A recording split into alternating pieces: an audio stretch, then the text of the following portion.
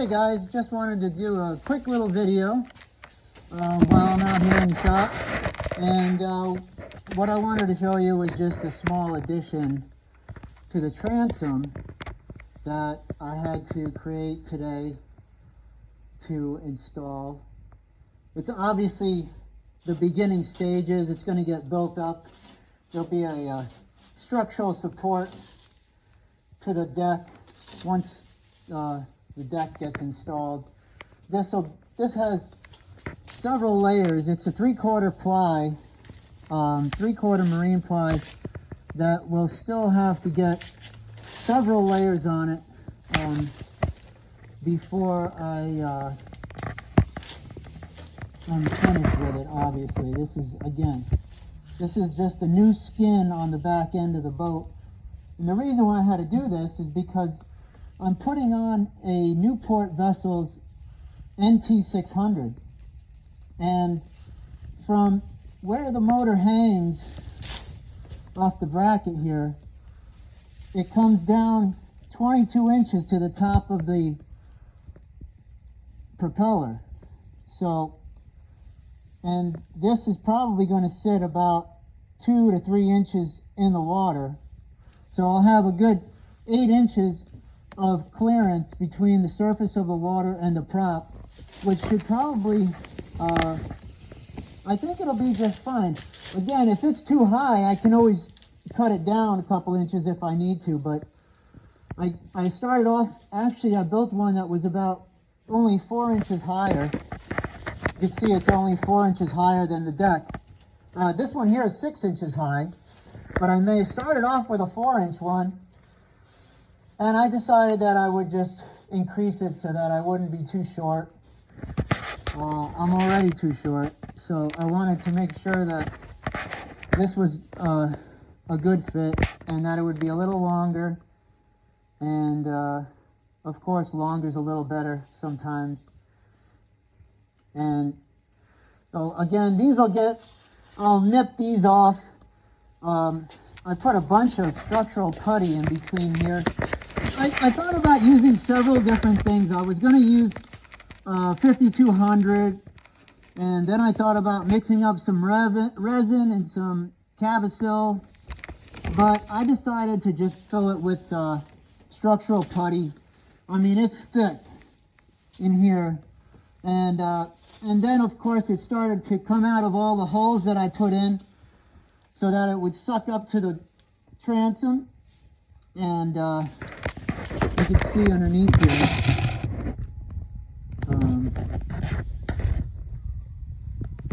It's all got to get sanded. This is actually an overhang piece that's got to get trimmed off from the bottom of the boat. Still got a bunch of steps, but for the most part, it's a semi-flat bottom. I think the stability on this is going to be really good.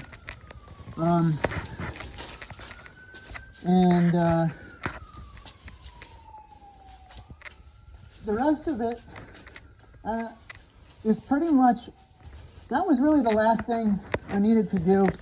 There's some of these cavities that are going to get foam inside them, and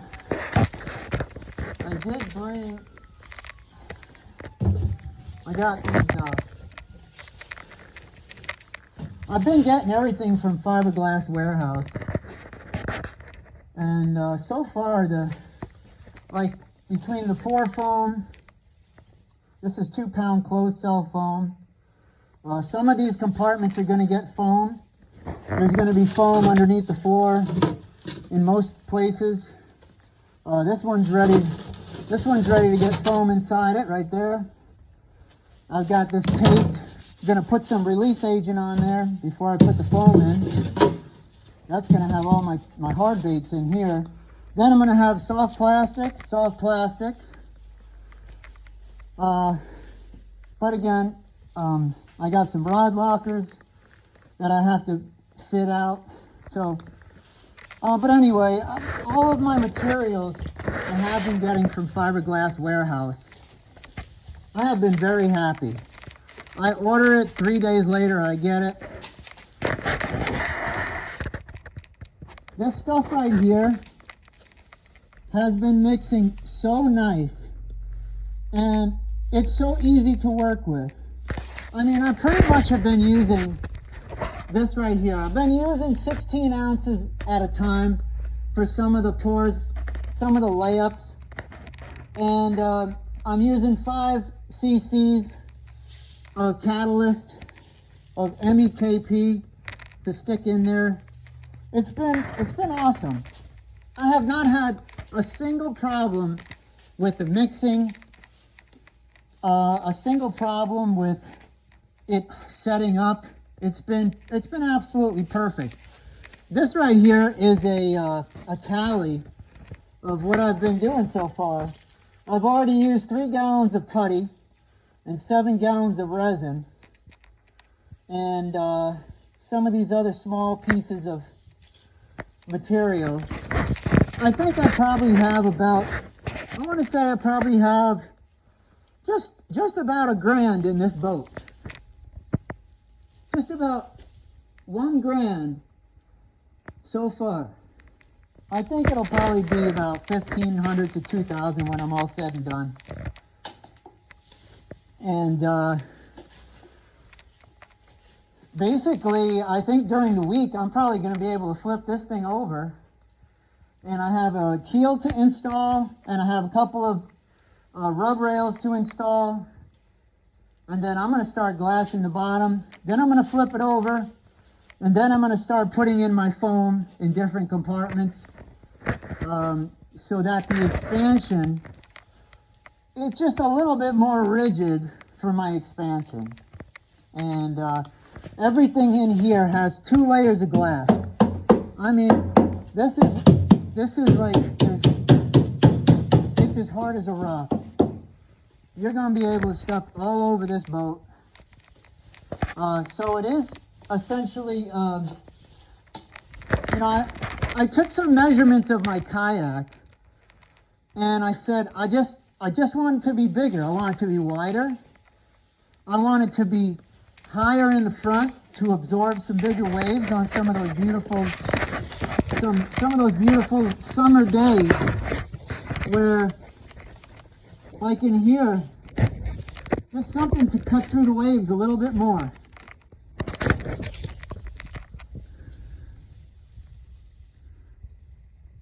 This gets trimmed. This is just overhang. This all gets trimmed, and then there's a keel that I'm going to glue in here. I'm going to glue in a keel. It's going to be a very fast planing hull. And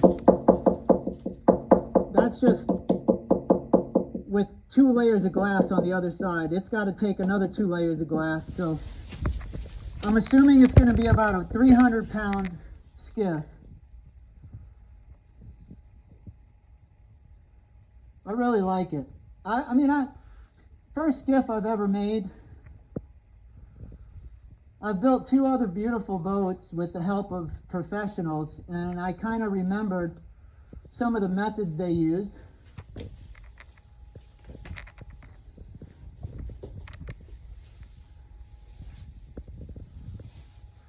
Let me know in the comments what you think. I'll tell you what, this has been a long winter. Most of you, let me get out of here for a minute. I've been wearing this mask for about a half hour, and realistically, I couldn't be in here without it because of the fumes.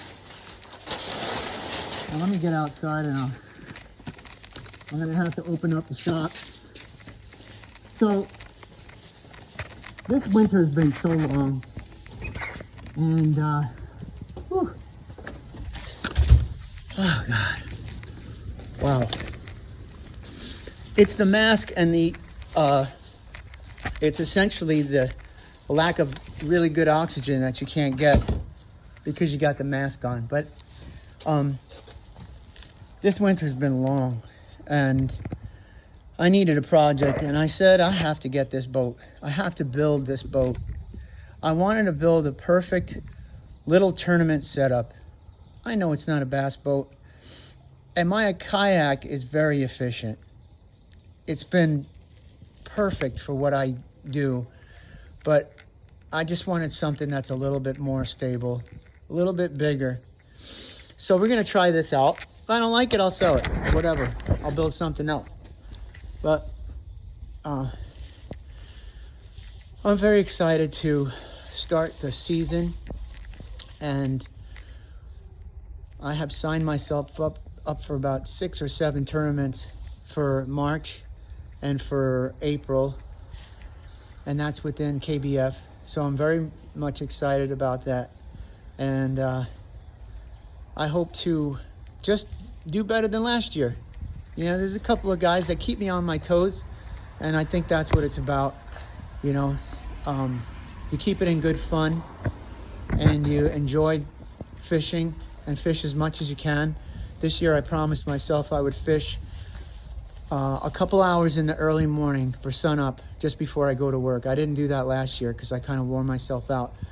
But this year I'm going to try to do that. And so anyway, till next time, thank you for watching. I really appreciate it. And I'm up to 25 subscribers. Let me tell you something.